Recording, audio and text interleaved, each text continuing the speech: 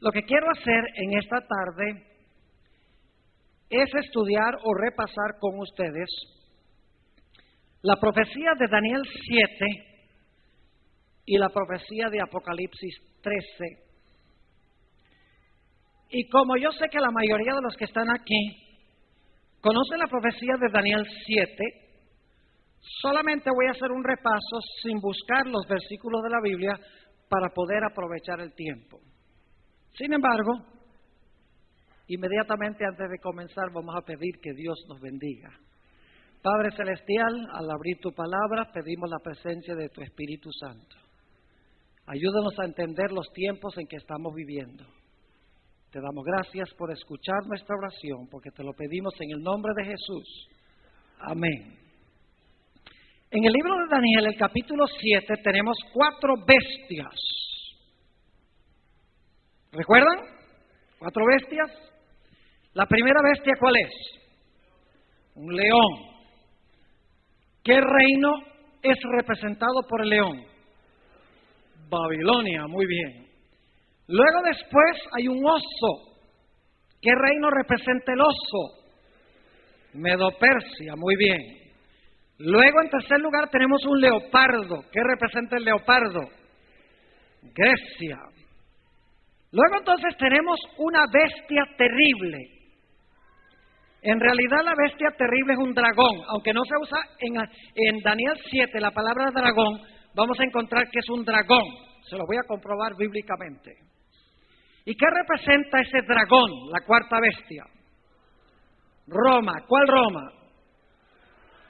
Roma imperial, o lo que llamamos Roma pagana. Luego, a ese dragón le salen en la cabeza, ¿cuántos cuernos? 10 cuernos. Pregunta, ¿los 10 cuernos son romanos? ¿Ah, no? ¿De cuál cabeza salen? Del dragón. ¿Y qué representa el dragón? Roma. Si salen de la cabeza del dragón romano, entonces son cuernos romanos. ¿Y eso representa Roma en qué estado? El imperio romano dividido. Las invasiones de las tribus bárbaras que vinieron y se parcelaron el imperio romano. Y luego dice que en medio de los 10 se levanta un cuerno pequeño. Y ese cuerno pequeño habla blasfemias contra Dios. Persigue a los santos de Dios. Y piensa que puede cambiar los tiempos y la ley de Dios. ¿Y cuánto tiempo gobierna el cuerno pequeño? Tiempo, tiempos y la mitad de un tiempo. ¿Cuántos años es eso? 3 años y medio. ¿Son años literales o simbólicos? Simbólicos. ¿Cuántos años representa esto? 3.5, 3,5 por 360, que tiene cada año o cada tiempo, ¿da cuánto? 1260 días. Pero en las profecías, días equivalen a años. Muy bien. Veo que están bien instruidos aquí. ¿Tienen claro el panorama? Empiezan los días de Nabucodonosor, Babilonia, Medo-Persia, Grecia, el imperio romano. Se divide el imperio romano. Y luego, entre las divisiones del imperio romano pagano, se levanta un cuerno pequeño que gobierna 1260 años. Ahora, hay una cuarta etapa o hay una última etapa de Daniel 7 que no se menciona explícitamente en Daniel 7. Hay una última etapa que no está claramente expuesta en Daniel 7. Yo pregunto, si el cuerno pequeño iba a gobernar 1260 años, ¿creen ustedes que al final de los 1260 años iba a perder su poder o su gobierno? Por lo menos por un tiempo, claro. Porque si iba a gobernar más tiempo que 1260 años, entonces se hubiera hablado de un periodo más largo. El hecho de que limita su tiempo, 1260 años, en que hablaría blasfemias, perseguiría a los santos, etcétera, significa que iba a tener una etapa que iba a durar 1260 años y que al final de ese periodo iba a perder su poder. Ahora, en Daniel 7 no se explica explícitamente que este cuerno pequeño, después de un tiempo de inactividad, iba a recuperar su poderío. En Daniel 7 está tácito, está sobreentendido, porque Daniel 7 dice que el cuerno pequeño va a ser el poder que será destruido cuando Jesús venga. Pero no está explícito. Ahora quiero que vayamos a Apocalipsis, el capítulo 13. Apocalipsis, el capítulo 13. Y vamos a empezar nuestra lectura en el versículo 2. Apocalipsis 13 y el versículo 2. Vamos a empezar en el 1, para el contexto. Dice, me paré sobre la arena del mar, y vi subir del mar a una bestia, que tenía 7 cabezas y 10 cuernos, y en sus cuernos 10 diademas, y sobre sus cabezas un nombre blasfemo. Versículo 2. Y la bestia que vi era semejante a un leopardo, y sus pies como de oso, y su boca como de león. ¿A dónde necesitamos ir para entender este versículo? A Daniel 7, porque están las mismas bestias. Ahora, hasta ahora solamente se han mencionado 3: león, oso, leopardo. Pero ahora noten que hay uno cuarto. Dice, y el dragón. ¿Cuántos son? ¿Cuántas bestias se mencionan aquí? 4. ¿Las mismas de Daniel 7, sí o no? Las mismitas. Pero hay una diferencia. Mientras que en Daniel 7 el orden de las bestias es león, oso, leopardo, dragón, en Apocalipsis el capítulo 13 el orden es dragón, leopardo, oso, león. ¿Por qué razón en Daniel están las bestias, león, oso, leopardo, dragón, mientras que en Apocalipsis está dragón, leopardo, oso, león? ¿Por qué está invertido el orden? Muy sencillo, porque cuando Daniel escribe está viviendo en el tiempo del león, Babilonia, mientras que cuando Juan escribe está viviendo en el tiempo del dragón, porque él estaba viviendo en el tiempo del Imperio Romano. Qué interesante.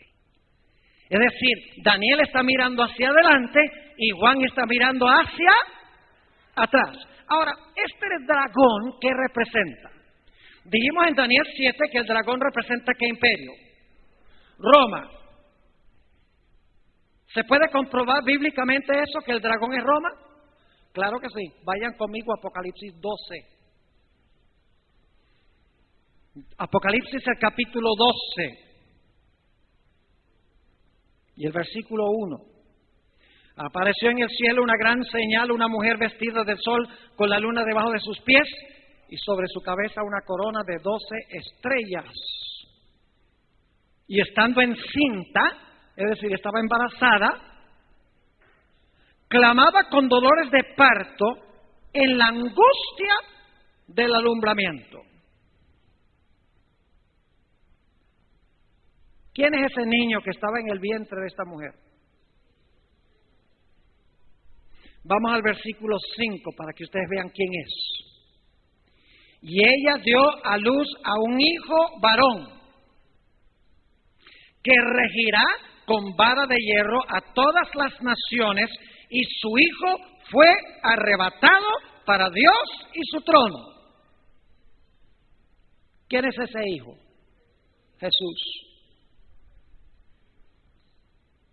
Ahora noten el versículo 3. También apareció otra señal en el cielo. He aquí un gran ¿qué? Dragón escarlata. ¿Qué color es escarlata? Rojo vivo. Otras versiones dicen un dragón bermejo. ¿Cuántos cuernos tenía? Tenía 7 cabezas y ¿qué? 10 cuernos. ¿Cuántos cuernos tenía el dragón de Daniel capítulo 7? 10. ¿Y este dragón cuántos tiene? 10. Y dice en el versículo 4, ¿de dónde vino el dragón? Dice, su cola arrastraba la tercera parte de las estrellas del cielo, las arrojó sobre la tierra. Y el dragón se paró frente a la mujer que estaba para dar a luz, a fin de devorar a su hijo, tan pronto como naciese. ¿Bajo qué imperio nació Jesús? ¿En qué momento histórico está pasando esto, cuando el dragón se paró delante de la mujer para devorar al hijo cuando naciese? Es cuando Jesús nace y el imperio que está gobernando es ¿qué? Roma. Entonces, ¿qué representa el dragón que se para delante de la mujer para devorar al niño? Representa a Satanás, ¿cómo no? Pero ¿qué instrumento procuró usar Satanás para matar a Jesús cuando naciera? Usó a un rey romano. ¿Se llamaba qué? Herodes. Y algunos dirán, no, pero ahí dice que es el dragón, y el dragón es Satanás.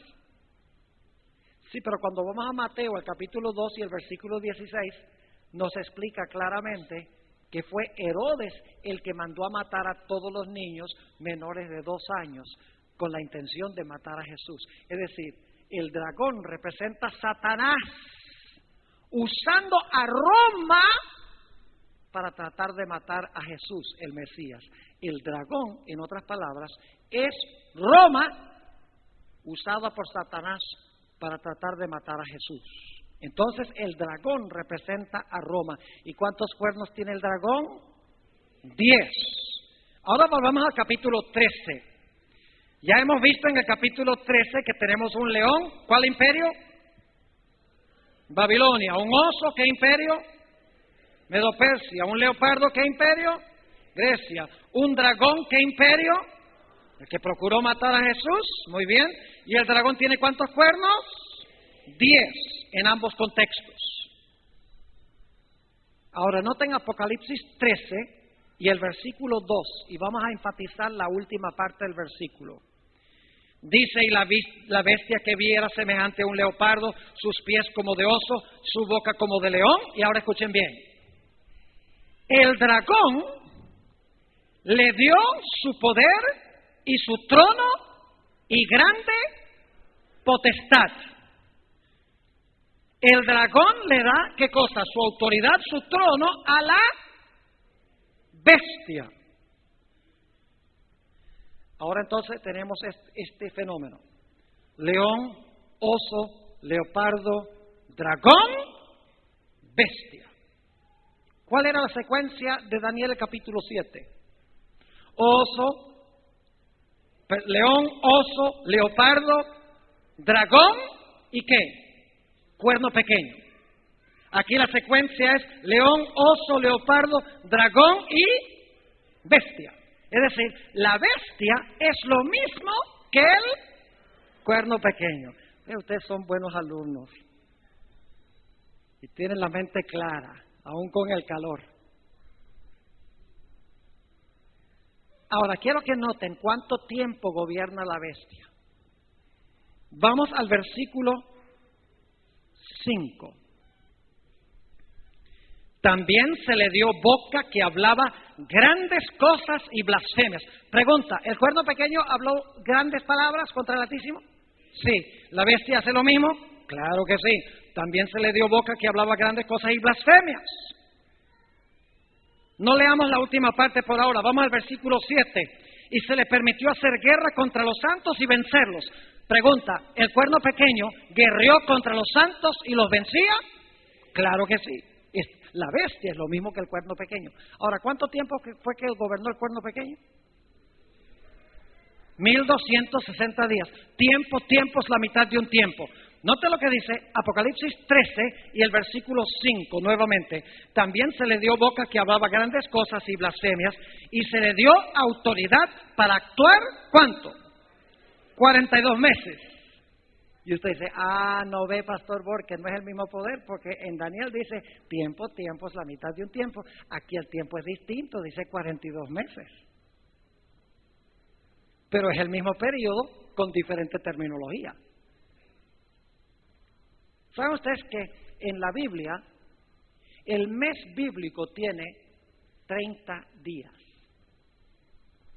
Y eso lo sabemos por dos razones. Número uno, si ustedes leen en los escritos de Moisés, Dios especificó cuánto tiempo debía durar el luto en Israel. En algunos versículos donde habla del periodo de luto, cuando alguien se moría, dice Moisés que el luto debía durar 30 días. Y en otros textos dice que el luto debía durar un mes. Es decir, 30 días es igual a un mes en los escritos de Moisés. Otra razón, yo creo que voy a tocar este punto, aunque generalmente no lo toco por la premura del tiempo. Yo creo que es importante cuando la gente nos dice, ¿y por qué usted usa un año de 360 días si el año tiene 365 días y un cuarto? Que tenemos el año bisiesto. ¿Por qué dice que 360 días? Bueno, uno no tiene que tener la sabiduría de Salomón para saber que si el mes bíblico tiene 30 días, el año bíblico tiene 360. Porque 30 por 12 es 360. Ahora, fíjense lo que dice Génesis, el capítulo 8 y el versículo 3 y 4. Dice, las aguas decrecían gradualmente de sobre la tierra, y se retiraron las aguas al cabo de ¿cuánto tiempo? Al cabo de 150 días. ¿Cuánto tiempo fue que recedieron las aguas? 150 días, versículo 4. Y reposó el arca en el mes séptimo, a los 17 días del mes, sobre los montes de Ararat. Capten el cuadro. ¿Bajaron las aguas cuánto tiempo? 150 días. ¿Y luego el arca qué? Reposó. Ahora, note lo que dice Génesis 7 y el versículo 11. Génesis 7 y el versículo 11. En el año 600 de la vida de Noé, en el mes segundo, a los 17 días del mes,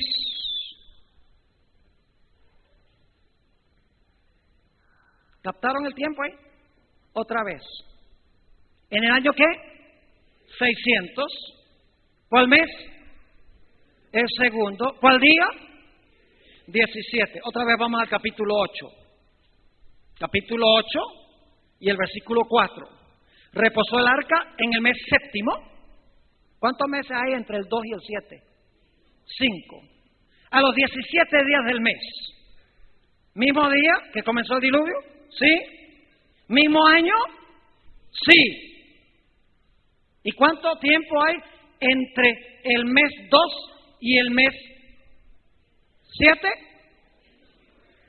150 días. ¿Qué hace entonces? Divide 150 días, ¿por qué? Por 5. ¿Y cuánto le da? 30. ¿Sí me siguieron o no me siguieron? Sencillito. El mes bíblico tiene entonces 30 días, lo cual significa que 42 meses hay que multiplicarlos por ¿cuánto? Por 30. ¿Cuánto nos da si multiplicamos 42 por 30?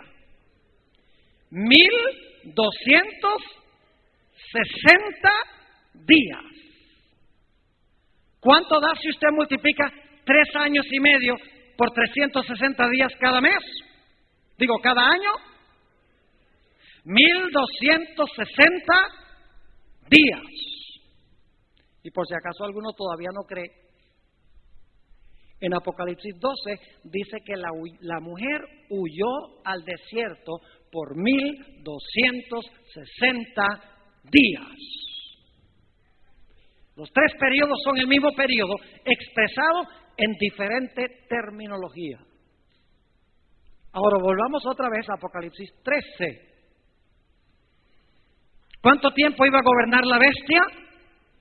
1260 días o años. Cuerno pequeño y la bestia, mismo poder, gobiernan el mismo periodo de tiempo. Pregunta, cuando terminaran los 42 meses, ¿iba a perder la bestia y el cuerno pequeño su poder? Sí. Y ustedes dicen, ¿dónde dice la Biblia eso? Vayan a Apocalipsis 13 y el versículo 3. Apocalipsis 13 y el versículo 3. Está hablando de la bestia. Y vi una de sus cabezas como ¿qué? Como herida de muerte. ¿Qué recibió la bestia después de su periodo de dominio? Una herida de muerte. Y ahí se acabó, mas nunca gobierna este poder, ¿verdad? Ya ese poder pasó a la historia, nunca se va a levantar otra vez, ¿verdad? No.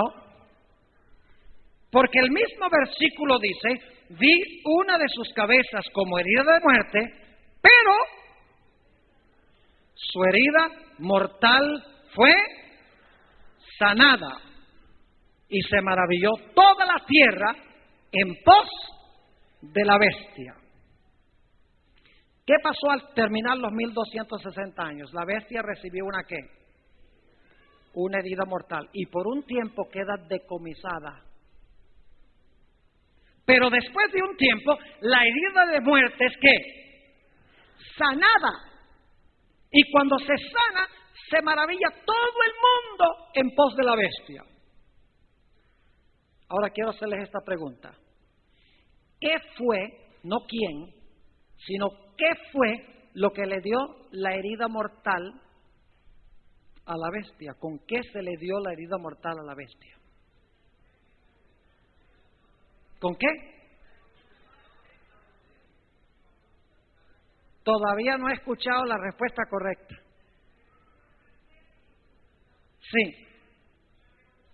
Sí, ese es el cumplimiento, pero bíblicamente hay algo con que se le dio la herida a la bestia. Vamos a Apocalipsis 13, para no especular. Apocalipsis 13 y el versículo 10. Si alguno lleva en cautividad, va en cautividad. ¿Qué hacía la bestia durante los 1260 años? ¿Llevaba en qué? En cautividad. ¿Y qué dice la profecía? El poder que llevaba en cautividad va a ir en cautividad. Y ahora escuchen. Si alguno mata a espada debe ser ¿qué? Muerto. ¿Qué es lo que le dio la herida mortal a la bestia? La espada.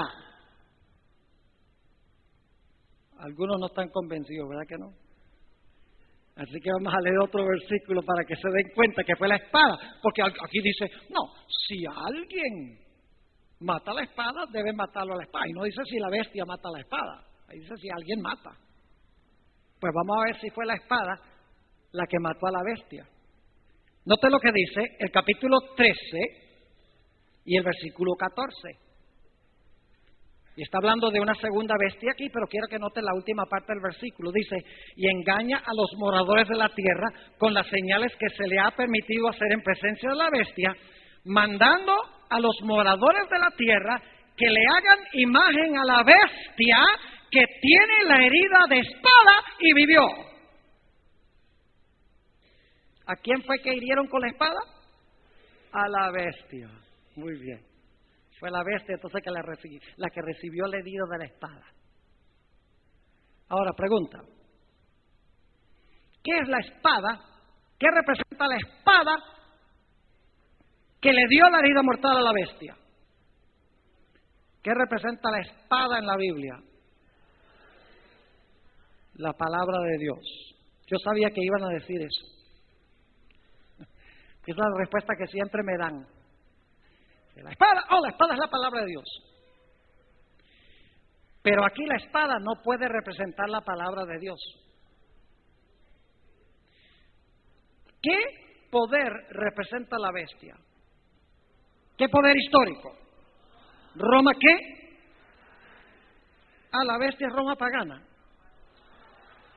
¿Acaso el dragón no era Roma pagana?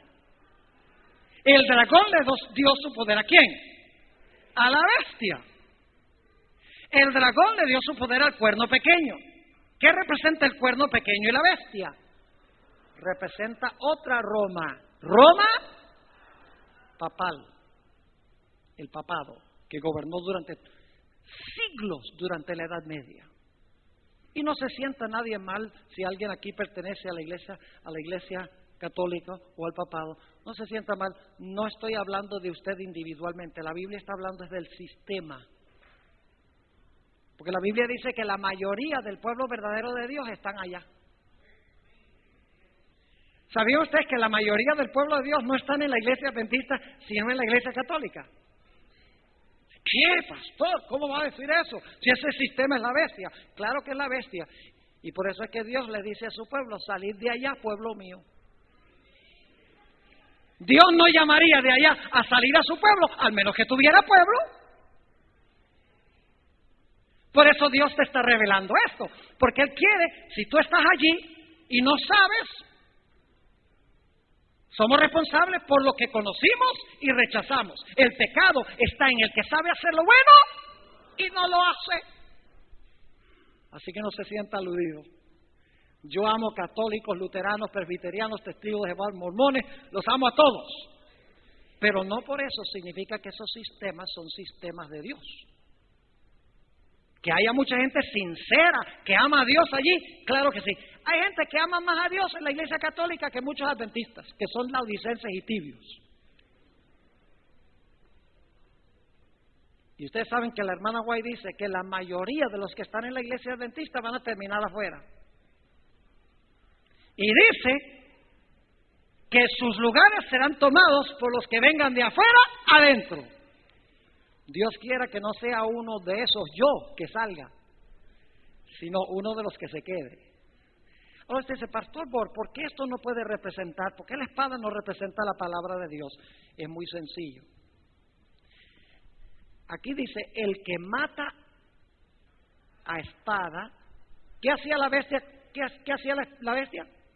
¿Con qué mataba la bestia? Con la espada. Entonces el papado mataba a la gente con la palabra de Dios. ¿Sí? No, porque no enseñaba la palabra de Dios. El que mata la espada, es necesario que lo maten con la espada. ¿Es la misma espada, sí o no? Claro, el que mata con la espada, lo van a matar con la espada. La bestia no mataba con la palabra de Dios. Así que la espada no representa la palabra de Dios. Y usted dice, ¿qué representa, pastor? Escuchen bien, en la Biblia los símbolos no siempre significan lo mismo. Hay que tomar en cuenta el contexto. Por ejemplo, en la Biblia el león puede representar a Cristo, es el león de la tribu de Judá, pero también puede representar a Satanás, que anda cual león rugiente buscando a quien devorar, y puede representar a Babilonia y puede representar a Nabucodonosor. Es decir, ese símbolo es muy versátil. El contexto debe dictar qué significa el símbolo. Lo mismo en la Biblia, en la levadura, es otro ejemplo, la levadura. Nosotros, si yo digo, ¿qué representa la levadura? Ustedes van a responder, ¿qué cosa? El pecado. Pero la levadura también representa el crecimiento de la iglesia. El Espíritu Santo se pone dentro de la masa y la iglesia crece. La parábola de la levadura. Es decir, los símbolos hay que respetar su contexto. Ahora, hay un texto o un pasaje bíblico que explica qué es la espada. Vayan conmigo a Romanos el capítulo 13. Romanos el capítulo 13. Y vamos a leer los primeros versículos de este capítulo tan importante, Romanos 13, y vamos a leer empezando en el versículo 1. Y aquí el apóstol Pablo está hablando de Roma, de Roma. Dice así: sométase toda persona a las autoridades superiores. ¿Qué son las autoridades superiores? ¿Qué quiere decir San Pablo cuando dice a las autoridades superiores? ¿A los poderes qué? Civiles. Al gobierno. Porque no hay autoridad sino de parte de Dios. Y las que hay por Dios han sido establecidas. De modo que quien se opone a la autoridad, es decir, al gobierno, al orden civil, a lo establecido por Dios resiste. Y los que resisten acarrean condenación para sí mismos. Porque los magistrados, ahí está clarito, los magistrados no están para infundir temor al que hace el bien, sino al malo. ¿Quieres pues no temer la autoridad? ¿Quieres no temer al poder civil? Haz lo bueno y tendrás alabanza de ella. Y ahora viene el versículo clave. Porque es servidor de Dios para tu bien. Pero si haces lo malo, teme, porque no en vano lleva la espada. ¿Quién lleva la espada? ¿Quién tiene la espada? El poder civil tiene la espada. ¿Está claro? El gobierno tiene la espada. Y Dios dice que Él ha establecido el poder civil para restringir el mal. Ahora yo pregunto, ¿qué usaba la bestia durante la Edad Media para cumplir sus propósitos? La espada, sí. ¿Pero qué representaba la espada? El poder civil.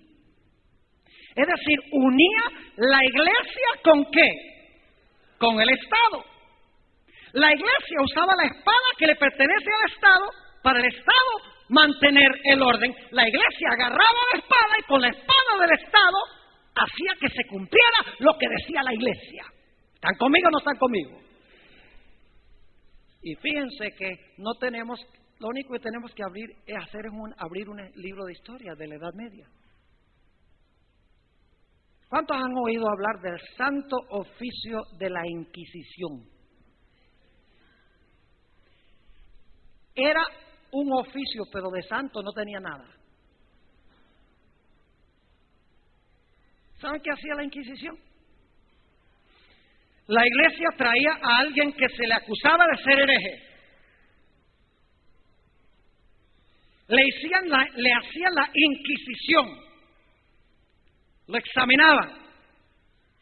A veces lo torturaban. Usaban métodos terribles. Y entonces, cuando lo encontraban culpable de herejía contra la iglesia, entregaban a esa persona al poder civil para que el poder civil lo eliminara. Es decir, que el poder civil era el instrumento en las manos de la iglesia para castigar a todo aquel que no estaba de acuerdo con la iglesia. La iglesia usaba ¿qué cosa? Usaba la espada del poder civil. Lo dice la Biblia, no lo digo yo, porque la espada es el poder civil, según el apóstol San Pablo. Y así perseguía este poder a la iglesia de Dios. Millones de personas murieron en manos de este poder. Roma papal. Y ustedes saben que Juan Pablo II hace algunos años inclusive pidió perdón por todo lo que había hecho la iglesia católica durante este periodo, por la Inquisición y por otras masacres que hizo la iglesia, porque la gente no estaba de acuerdo con la iglesia. Ahora yo quiero preguntarles, ¿qué poder se levantó contra el papado entre 1793 y 1798? El poder civil de Francia. Entró el general Berthier, general de Napoleón Bonaparte. Entró a la Capilla Sistina, a donde Pío VI estaba celebrando el aniversario de su accesión al trono papal. Le quitó los anillos, le quitó su cetro, le retiró la tiara, la triple corona, que según la Iglesia Católica representa que Él es Rey del cielo, la tierra y el infierno. ¿Eso qué significa? La triple corona que tiene el Papa en su cabeza. Mi Biblia me dice que Dios es el Rey del cielo, la tierra y de las regiones inferiores. Y entró y se lo llevó cautivo al Papa, donde murió en 1799 preso. Esa es la herida mortal. El poder civil de Francia, 1798, exactamente 1260 años después del año 538, cuando se le concedió el poder, se le retiró el poder. La espada con que él mataba es la espada que le dio la herida mortal a él. Pero ¿qué dice la Biblia? La herida de su muerte iba a ser ¿qué? Sanada. Ahora escuchen bien. ¿Qué tiene que pasar para que la herida mortal de este sistema se sane? ¿Qué tiene que devolvérsele para que la herida se sane? ¡Duro! ¿Qué tiene que devolvérsele de nuevo? La espada. ¿Es así o no es así? La herida significa que ¿qué? Le quitaron la espada y con la espada lo hirieron.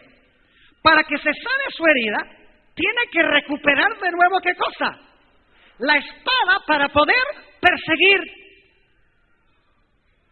¿Cuántos están conmigo? Levanten la mano. Es decir, de alguna manera, el papado tiene que poder llegar al momento donde nuevamente pueda usar los poderes civiles del mundo para perseguir a aquellos que no están de acuerdo con lo que ella enseña. Dice, vaya pastor, la Edad Media eso es historia antigua. Eso no podría pasar en este mundo, en el siglo XXI. Yo podría tomar tiempo aquí para contarles historias del tiempo de la violencia en Colombia. A fin de los años 40, a principios de la década de los años 50, 1950, nosotros fuimos como misioneros en el año 1954 al país de Colombia y estaba recién terminando el periodo que se conoce como la violencia, donde protestantes eran asesinados por la Iglesia Popular, por los sacerdotes y por las personas. Yo podría contar historias milagrosas de cómo gente se escapó de eso, de una forma extraordinaria. Escuchen bien,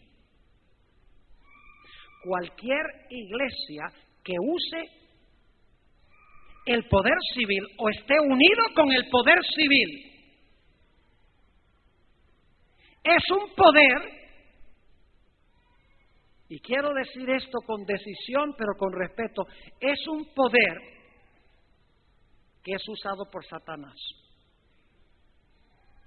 Déjenme darles una ilustración para que puedan entender.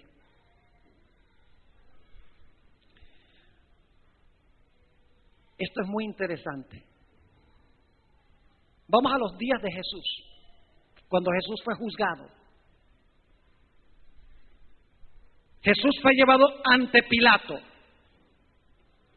Y Pilato examinó a Jesús. Y salió, ¿y qué le dijo a la gente? Yo no haya delito en este, es inocente. No hay delito en él. Y la iglesia judía dice, sí, pero él ha desobedecido nuestra ley. Y Pilato dice, eso no tiene que ver conmigo, porque yo lo que hago es imponer las leyes de Roma. Vayan ustedes y juzguenlo de acuerdo a sus propias leyes. Pero luego ellos dicen, pero a nosotros no nos es lícito ejecutar la sentencia de muerte. Es decir, nosotros como iglesia sola no podemos ejecutar sentencia de muerte contra uno que no está de acuerdo con nuestra iglesia. Y por lo tanto Pilato, el gobernante civil, aún sabiendo que Jesús era inocente, hizo lo que la iglesia le pidiera que hiciera. Y Jesús fue a la cruz por eso. Jesús fue muerto por una unión de la iglesia con el Estado, usando la espada del poder civil. ¿Me están entendiendo lo que estoy diciendo? Lo mismo sucedió en los días de Nabucodonosor. El rey Nabucodonosor pone una estatua bien grande. Y el poder civil dice, todo el mundo adora la estatua. El poder civil imponiendo su religión. Y dicho sea de paso, los que estaban detrás de esto eran los caldeos, que eran los ministros de aquella época. Es más, ¿sabe ustedes a quién se le ocurrió quién le dio esa idea a Nabucodonosor de construir esa imagen? La sierva de Dios dice en el libro Profetas y Reyes, que después que Nabucodonosor tuvo el sueño de la estatua con diferentes metales, sus asesores religiosos le dijeron, ve, qué linda idea sería que hiciéramos una estatua toda de oro, indicando así de que no va a haber otro reino sino el tuyo. Y Nabucodonosor dijo, me gusta la idea. Los religiosos le dijeron que hiciera la imagen. Y levanta la imagen, manda a todos a adorar. Y hay 3 jóvenes que dicen, nosotros no. Nosotros adoramos al Dios del cielo. Es menester obedecer a Dios antes que a los hombres. Te respetamos, rey, dentro de tu esfera de gobierno. Estamos dispuestos a obedecer tus leyes siempre y cuando no interfieran en nuestra relación con Dios. Porque hay que obedecer el poder civil. Yo no estoy diciendo que debemos ser desobedientes. Debemos pagar impuestos.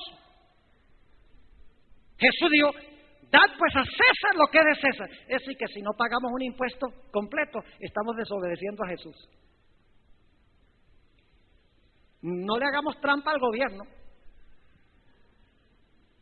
Obedezcamos las legítimas leyes civiles. Pero si el gobierno trata de entrometerse en la religión, ahí tenemos derecho de ser desobedientes. Porque el gobierno no debe tener nada que ver con religión. Solo preservar el orden civil. Entonces todos se arrodillan y los 3 jóvenes se quedan parados. Y están todos los magnates de la tierra ahí. Presidentes, concejales, senadores, diputados, todos están ahí. ¿Y saben quién le trae el chisme a Nabucodonosor en cuanto a los 3 jóvenes? Los caldeos, los pastores. Mira, hay 3 jóvenes que desobedecieron tu mandato. Y él dice, ¿verdad? ¿Y quiénes son? Sadrach, Mesach y Abednego. Tráiganmelos para acá. Y ahí vienen. Y Nabucodonosor le dice, ¿verdad, Sadrach, Mesach y Abednego? Que ustedes no adoran mis dioses ni adoran mi estatua que yo he levantado. Dice, rey, es verdad. Y Nabucodonosor dice, le voy a dar otra oportunidad. Cuando oigan los instrumentos musicales, arrodíllense y adoren como yo mando, el rey, imponiendo una observancia religiosa. Si no lo hacen, allá van a parar en ese horno de fuego. Y los 3 jóvenes le dicen con todo respeto al rey, oh rey, ni siquiera tenemos que pensarlo. Pues eso es lo que dice el texto. Ya nuestras mentes están decididas. El Dios a quien nosotros servimos nos puede librar de tu horno y nos librará. Y si no nos libra, igual servimos a Jehová. Parecido a la historia de Job, ¿verdad que sí? ¿Recuerda que estudiamos Job? Bien o mal, Dicen los jóvenes, nosotros servimos a Jehová, vivos o muertos. Y el rey, como dicen en Puerto Rico, se enfogonó, se enardeció, se enfureció y mandó a calentar el horno 7 veces más que en otras ocasiones. Y ustedes saben el resto de la historia. La Biblia dice que los 3 jóvenes fueron librados por el poder de Dios. Jesús mismo vino al horno en persona.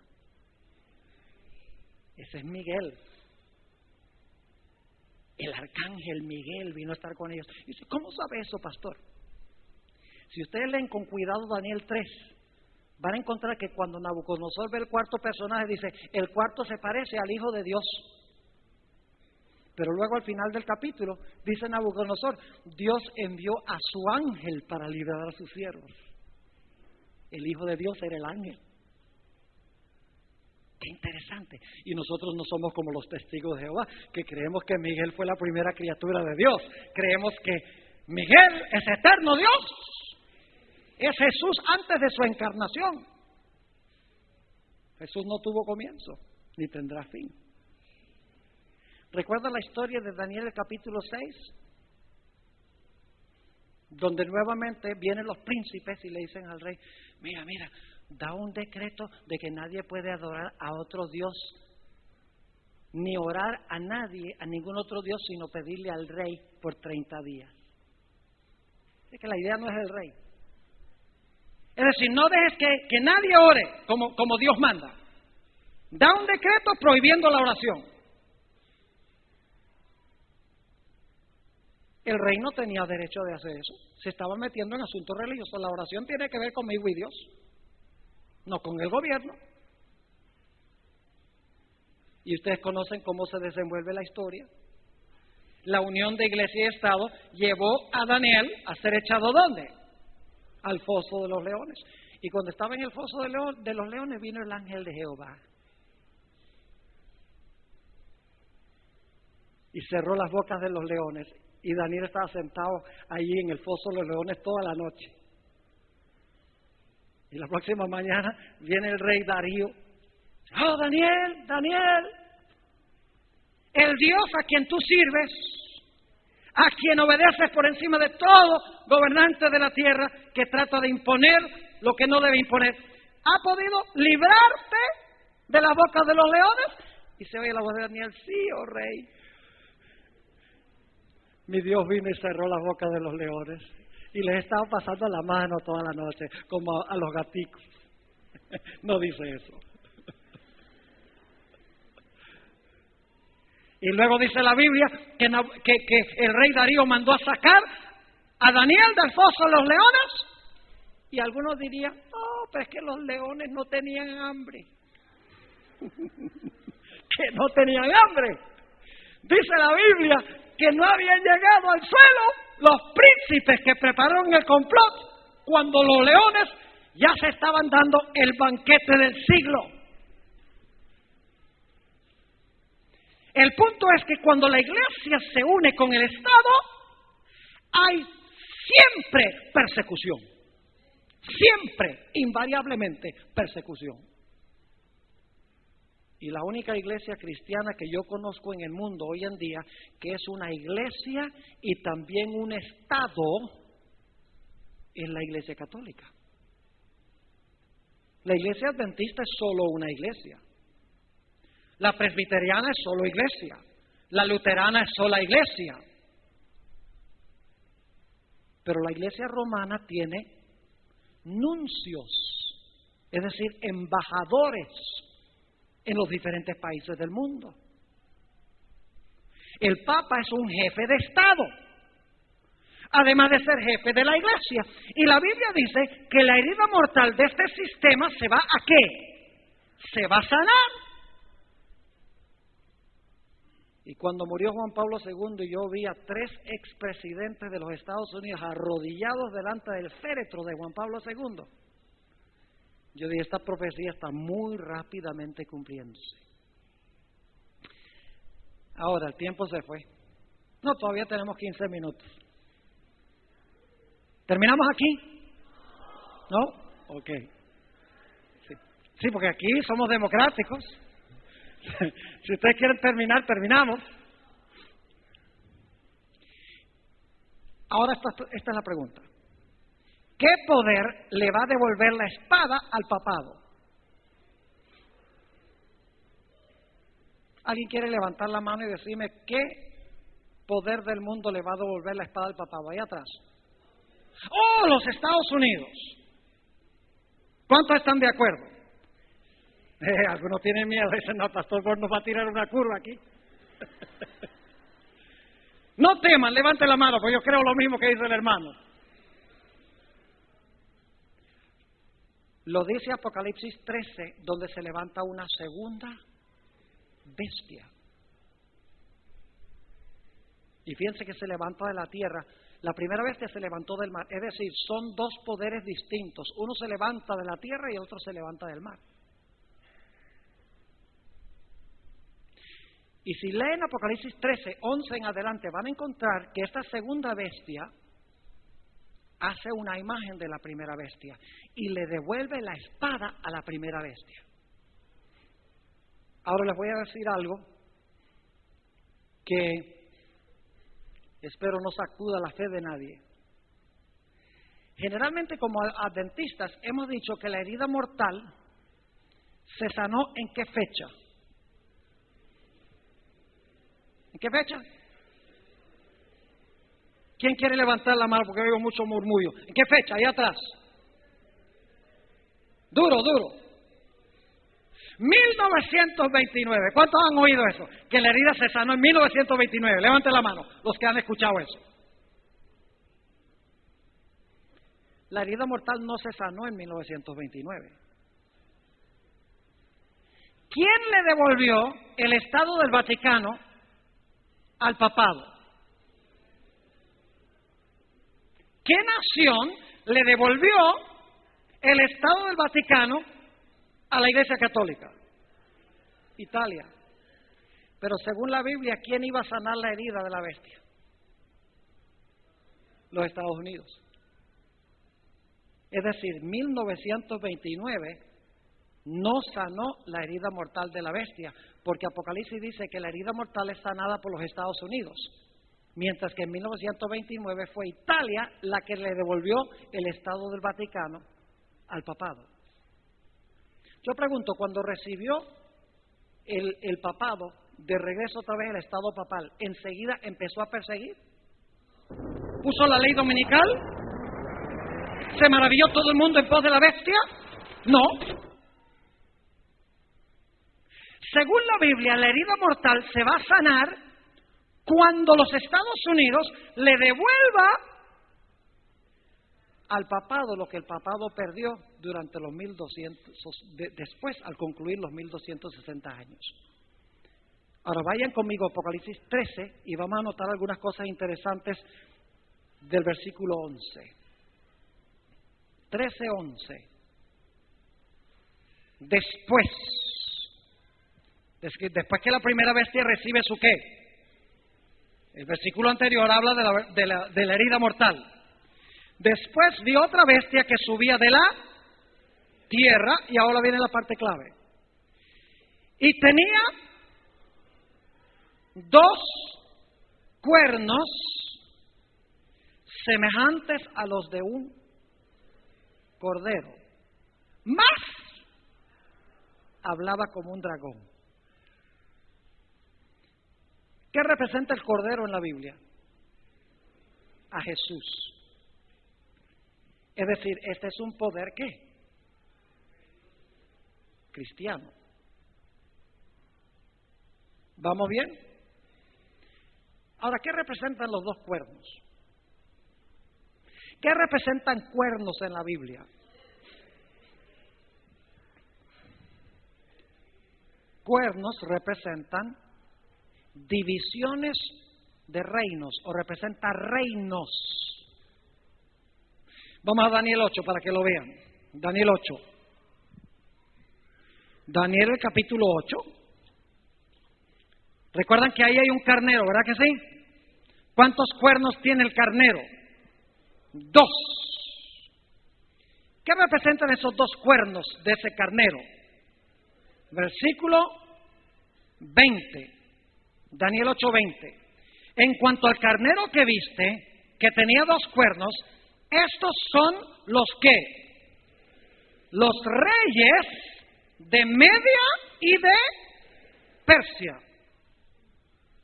¿Qué representa uno de los cuernos? Media. ¿Qué representa el otro cuerno? Persia. 2 reinos en una misma nación, porque es un solo carnero. 2 reinos, una misma ¿qué? Nación. En Apocalipsis tenemos también una bestia. ¿Una sola bestia? Sí. ¿Cuántos cuernos tiene esa bestia? 2. Es decir, esta debe ser una nación que consta de 2 ¿qué? 2 reinos. Y ustedes van a decir, los Estados Unidos no son 2 reinos, es uno solo. Escuchen bien. Los Estados Unidos reconoce la existencia de 2 reinos. Y usted dice, ¿cómo así, pastor? No tengo tiempo de relatarles la historia de los Estados Unidos. Pero la historia de los Estados Unidos se divide en 2 grandes etapas.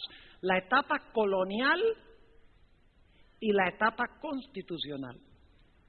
La etapa colonial empieza en el año 1620, cuando llegan los peregrinos, y continúa hasta el fin de los años 1790, 1780, 1790, donde gente como George Washington, Thomas Jefferson, James Madison redactan la Constitución de los Estados Unidos. 2 grandes etapas, la etapa colonial y la etapa constitucional. ¿Sabe lo que pasaba en la etapa colonial de los Estados Unidos? Eso es lo que mucha gente desconoce. En la etapa colonial de los Estados Unidos, la Iglesia y el Estado estaban unidos. ¿Saben ustedes que una persona que no asistía a la iglesia, el gobierno le pegaba una multa? En los Estados Unidos de la época de la colonia. Si una persona no pagaba el diezmo, lo multaban, y si no seguía pagando el diezmo, lo echaban a la cárcel. Oye, no está mala la idea. Eso es en broma nada más. Solamente cristianos podían tener un puesto en el gobierno. Inclusive, si una persona era rebelde e insistía en no ir a la iglesia el domingo, se conocen casos donde eran ejecutados. En la época de la colonia, cuando llegaron los peregrinos a los Estados Unidos. Pero después de 200 años de opresión en los Estados Unidos, durante la época de la colonia, se levantaron estos próceres, padres de la patria constitucional, y redactaron la Constitución de los Estados Unidos. Y la primera enmienda de la Constitución escribieron que el Congreso no hará ninguna ley con respecto al establecimiento de la religión, ni que prohíba su libre ejercicio. Es decir, en la primera enmienda de la Constitución pusieron que el gobierno no puede establecer religión ni prohibir la práctica de la religión.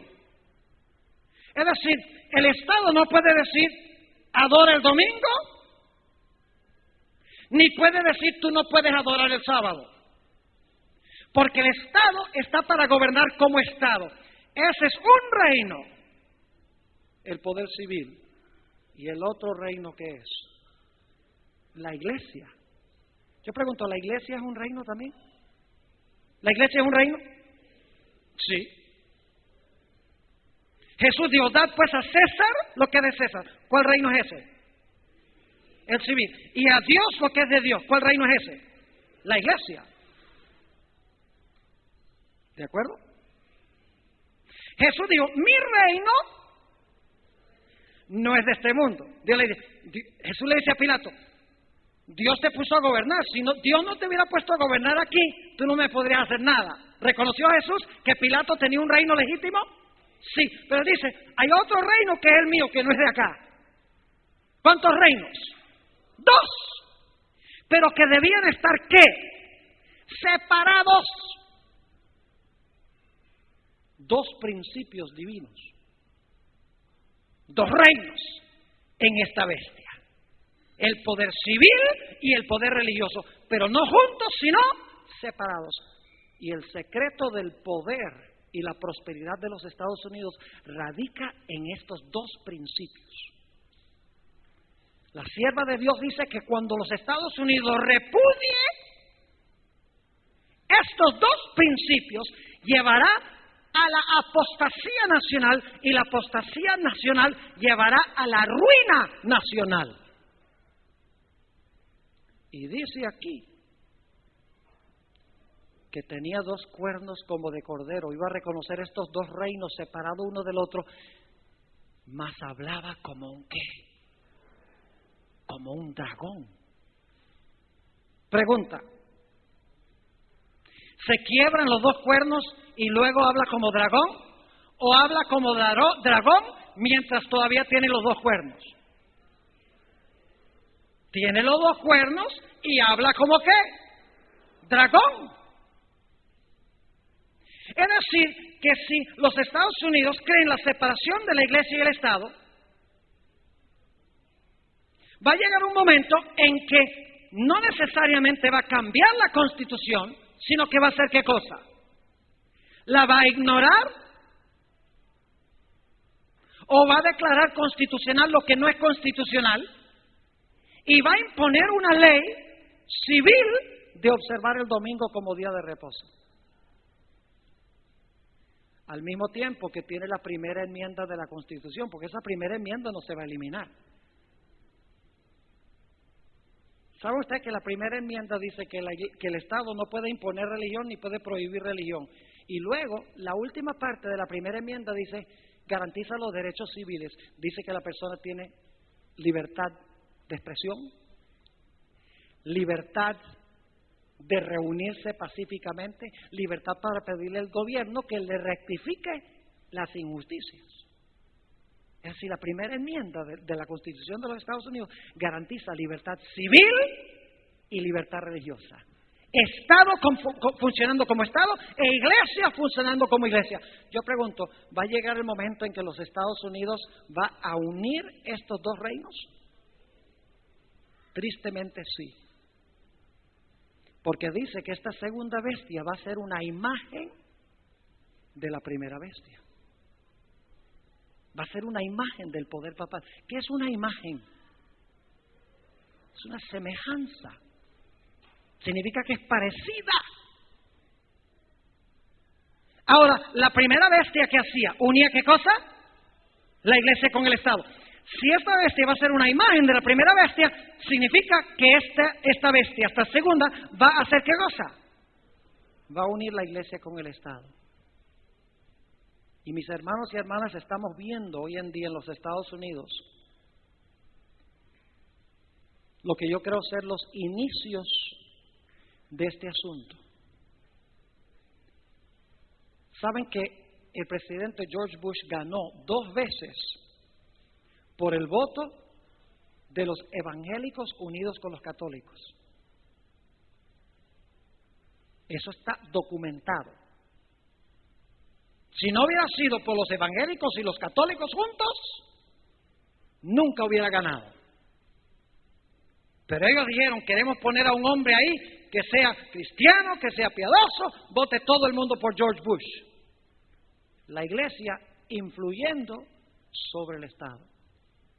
George Bush dio un decreto presidencial, se llama una orden ejecutiva, donde digo, ahora el gobierno le puede dar dinero a las iglesias para hacer sus obras de caridad. Nunca se había visto que el gobierno tomara fondos de los impuestos para darle a la iglesia para su obra caritativa. Se está luchando fuertemente hoy en día para imponer una ley que exija que se ore en las escuelas públicas. El gobierno no tiene ningún derecho de decir que se debe orar en las escuelas públicas, porque las escuelas públicas son financiadas por el gobierno. Y el gobierno no puede decir nada de oración porque la oración tiene que ver con mi relación con Dios. Ni el gobierno debe dar dinero para que la iglesia haga sus obras de caridad. Y como les mencioné, cuando estos 3 presidentes, y además de eso la secretaria de Estado Condoleezza Rice, y la esposa también de George Bush, todos allí arrodillados delante del féretro de Juan Pablo II. Y además de eso, yo no sé si ustedes vieron las noticias, en los Estados Unidos por 2 semanas no se conseguían noticias sino del funeral. Era lo único que se oía. Y cuando se murió, 5 millones de peregrinos vinieron a Roma. Más de 170 representantes de diferentes países del mundo vinieron a hacer acto de presencia allí. Increíble. Gente hizo una cola de 24 horas nada más para ver su cuerpo. Se maravillará toda la tierra en pos de este sistema. Hermanos y hermanas, estamos viendo cosas tremendas sucediendo en el mundo. Yo no creo que este mundo vaya a durar mucho más. Ahora, la gente siempre me pregunta, ¿y cuánto más, pastor? Y yo les digo, no sé. Porque si les digo 5 años, ya todo... pastor Borges dice que Cristo viene en 5 años. Debemos estar listos como si viniera hoy. Y también deberíamos estar listos si viene dentro de 20 años. La clave es estar listos. No es la clave saber cuán pronto o cuándo va a pasar. Pero por lo que estamos viendo en el mundo, desastres naturales, guerras y rumores de guerras, epidemias por todas partes, odio de la gente, una nación levantándose contra otra nación, reino contra reino, amenaza de guerras nucleares, armas que pueden borrar de la existencia el planeta Tierra. Y lo que está pasando con el protestantismo, luteranos uniéndose con los católicos, anglicanos uniéndose con los católicos, evangélicos uniéndose con la iglesia romana. Ciertamente no podemos estar muy lejos. Gloria a Dios. Ojalá que podamos estar en el reino muy pronto. Pero para eso necesitamos ser fieles y necesitamos contarle al mundo lo que está pasando. Ahora, quiero decir, no debemos salir a ofender a la gente.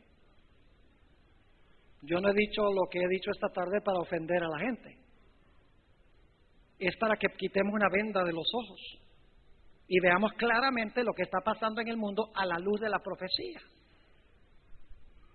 Yo he encontrado, y termino con esta historia, yo he encontrado que algunas personas, cuando uno comparte esto, tengo una hermana específica en mi iglesia, es abogada, vino a la serie de Génesis que presenté, que está en video, es la que ustedes han visto, muchos de ustedes.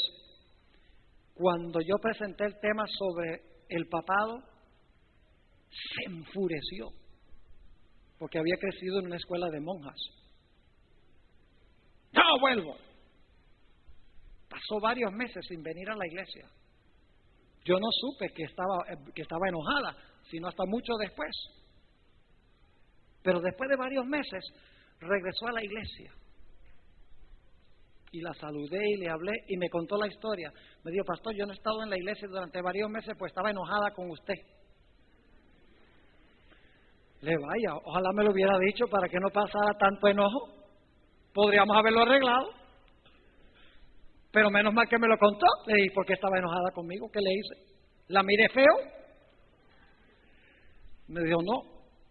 Yo crecí en una escuela de monjas. Y en esa escuela de monjas había muchas monjas que aman al Señor. Y mucha gente sincera en la iglesia católica, dice. O sea, lo que yo no entendía plenamente, porque fue como un bloque en mi mente, es que usted está hablando del sistema. Yo sé que usted lo dijo, pero está hablando del sistema. Que hay mucha gente buena en esa iglesia. pero que la iglesia es lo que contempla la profecía, la bestia, el cuerno pequeño. Y dice, me senté, me puse a estudiar, analicé y dice, ahora creo que lo que usted me dijo de la Biblia es la verdad. Y tuve el privilegio, yo no los bauticé, pero tuve el privilegio de ver bautizar, porque el pastor asociado había formado una amistad especial con ellos. Vi al pastor asociado bautizarla a ella, una abogada, y también bautizar al esposo, que es un médico prominente en la ciudad. No tengamos miedo de decirle a la gente, puede ser que al principio se pongan bravos y pataleen. El apóstol Pablo también hizo lo mismo. Dice la hermana Güey que cuando Saulo de Tarso vio la cara de Esteban así tan tranquila, tan serena, mientras le estaban tirando las piedras, dice que en su corazón sabía que Esteban era de Dios, pero no lo quería reconocer. Y por lo tanto dice que enseguida, para callar la conciencia, para estar ocupado, salió en una expedición a Damasco para agarrar más cristianos, encarcelarlos y matarlos. Y Jesús le dijo, no se me escapa. No voy a dejar que vayas contra tu conciencia. Y cuando iba camino a Damasco, tuve el privilegio de estar en el lugar donde se cree que ocurrió eso, por lo menos cerca de esa región, y en la calle a donde fue a la casa de Ananías, de verdad que es una calle estrecha, una calle angosta. Cuando iba llegando a Damasco, ¡pum!, una luz radiante lo tumbó al suelo. Y la voz dijo, Saulo, Saulo, ¿por qué me persigues? Y Saulo dice, ¿quién eres? Yo voy a buscar a los cristianos a Damasco. ¿Quién eres tú? Para saber a quién persigo. Y la voz dice, yo soy Jesús de Nazaret, a quien tú persigues. Y entonces se le da la orden de ir allá a Damasco y encontrarse con Ananías para que Ananías lo bautice. Y Ananías lo bautizó. Y Saulo de Tarso llegó a ser el gran apóstol Pablo. Así puede pasar con la gente que se enoja por lo que presentamos. No tengamos miedo. Seamos corteses. ¿Ustedes creen que yo he sido ofensivo adrede hoy? Esa es la verdad. He procurado así que hay mucha gente sincera que ama a Dios. Sí, en todas las religiones hay, que están buscando la verdad, anhelan conocer el mensaje de Dios. A nosotros nos incumbe llevárselo. No nos conformemos solamente con la fe de Jesús. La fe de Jesús es un gran curso. Fue preparado por el pastor Eichleman. Excelente, un clásico. Pero no podemos quedarnos ahí. Porque la fe de Jesús no trata sobre las profecías. Hay que estudiar la fe de Jesús y luego llevarlos un paso más allá para que cuando sean adventistas de verdad. Que no los sacuda ni un terremoto, ni un tsunami. Que sean adventistas hasta los huesos, campeones en la causa de Dios. Bueno, hermanos y hermanas, vamos a terminar para que puedan ir a la casa o a donde sea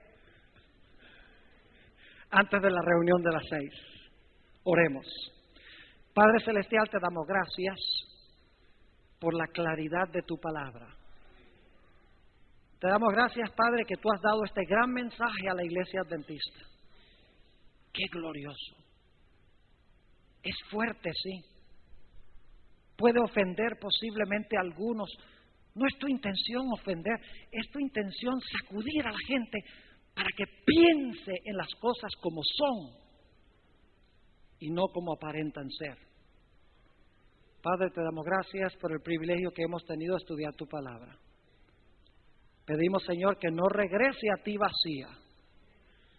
Te damos gracias por habernos acompañado. Te pedimos estas cosas, te agradecemos por ellas, en el precioso nombre de tu Hijo, Cristo Jesús. Amén.